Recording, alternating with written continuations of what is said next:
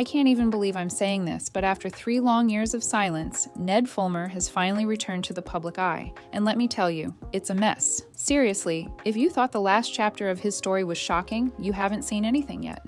The internet has been buzzing, and for good reason. The first episode of his new podcast, Rock Bottom, features none other than his ex-wife, Ariel. Yeah, you read that right, and what they reveal? Let's just say it's way more complicated than people expected. So let's rewind for a second. 3 years ago, Ned Fulmer, the wife guy we all knew, and for some reason loved, was caught in a cheating scandal that completely blew up online. He was at a bar with a fellow employee, fans saw it, screenshots started circulating, and boom, the truth came out. Ned wasn't just cheating. He was in a secret relationship with someone at his own company, and the fallout was immediate. The Try Guys had no choice but to let him go. His carefully curated family man image shattered, and honestly, it was brutal. People didn't just feel betrayed on a fan level. This was personal. It hurt his coworkers, his family, his wife, and even his audience in a way you don't see often. After that, Ned disappeared completely. 3 years of silence, no YouTube videos, no public posts, nada. Fans were left speculating. Were they still together? Was he trying to make a comeback? What happened to Ariel? People saw them out here and there, photos from concerts, random sightings, and for a while, everyone assumed maybe things were okay. Maybe they were trying to move past it quietly. But apparently, nothing was resolved. Fast forward to now. Ned launches a podcast called Rock Bottom, a name that immediately sets the tone. This isn't just about lighthearted storytelling. It's about hitting literal rock bottom and trying to rebuild. And for his first episode, he does something no one expected. He sits down with Ariel. That's when it gets real. Well, here we are. Back At again. it again. Feels weird. Feels a little awkward. Yeah. I'm on the verge of like standing up and walking out of this room. Absolutely. Same. I'm like, what the hell am I doing? What am I doing? From the first seconds, the tension is palpable. There's no awkward filler. It's raw, and you can feel the weight of 3 years of unresolved drama. You guys still a couple? Like, no. We really haven't been at all this last 3 years. No, we haven't. Like, there's moments when we kind of tried, but just because you go to a Taylor Swift concert together doesn't mean that you're, that all is forgiven and you're. And just like that, the biggest question everyone's been asking is answered. They are officially separated. Not kind of, not sometimes, not maybe when the cameras aren't on. Nope. 3 years of trying, failing, and pretending, gone. But here's where it gets even messier. People ask me, like, do you forgive Ned for what he did? And I mean, the answer is no. Absolutely not. How can you forgive somebody for lying to you, for cheating on you? No. It was, and I think back on that and I think like, what was I, like, how did I not see what was going on? Like,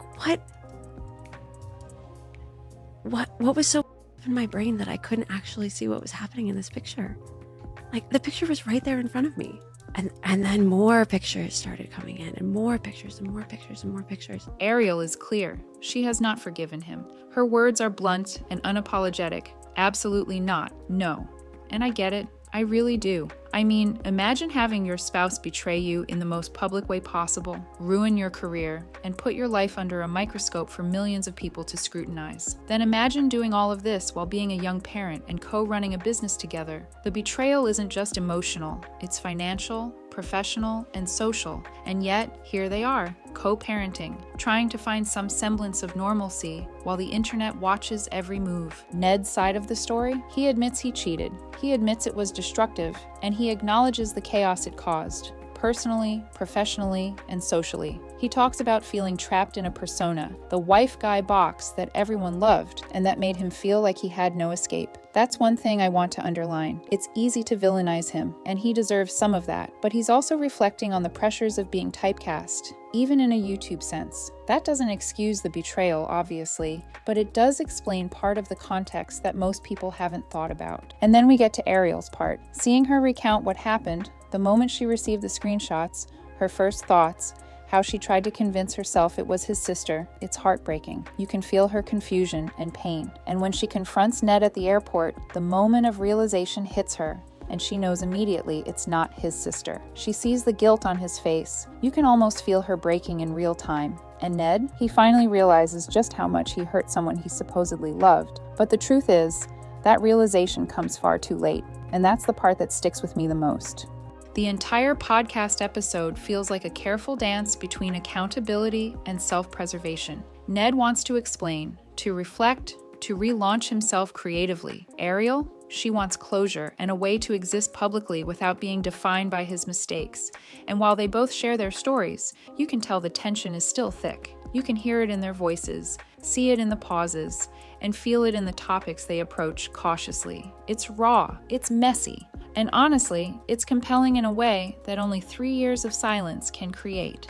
And just when you thought the saga was settling down, here comes Ned's AEW wrestling debut. Yep, as of October 8th, 2025, he appeared in an untelevised AEW/ROH match as Nasty Ned alongside Serpentico and Angelico. Fans were furious. I mean, imagine taking someone who already burned a bridge with millions of viewers and then putting him in a wrestling ring for public performance. The reactions? Explosive. People dragged the original 2022 cheating scandal back to the top of everyone's minds. Some fans even called it a red flag, framing the original workplace affair as workplace abuse, basically saying he was a boss, he cheated on a subordinate, and now AEW is giving him a platform? And it doesn't stop there. On social media, people are accusing him of dodging accountability, labeling him a narcissist for allegedly blaming society in recent podcast episodes when discussing his past mistakes. This ties directly back to his Rock Bottom podcast, which was supposed to be about learning from the lowest points, but some fans feel he's still sidestepping true responsibility. Meanwhile, Ariel is still quietly thriving. She's stepping back from social media entirely, building her pottery business, focusing on her own growth, and clearly defining boundaries for her co-parenting relationship with Ned. Fans notice that contrast. While Ned is out there trying to rebrand in wrestling and podcasts, Ariel is quietly reclaiming her life, and that's part of why the online community is rallying behind her.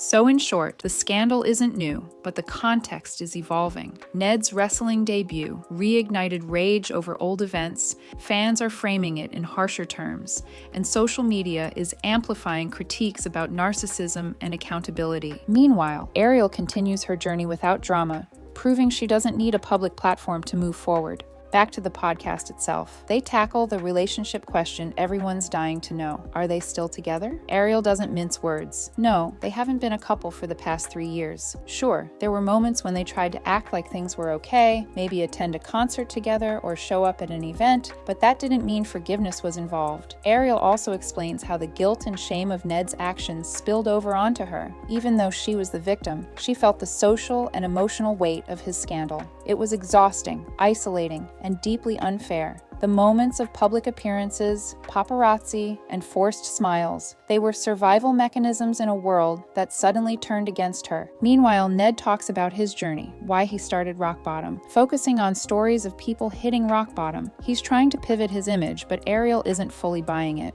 At one point, she calls him out, asking, "Do you really think you're that interesting?" And the internet loved it. Fans cheered her directness, showing how much support she has for controlling her own narrative.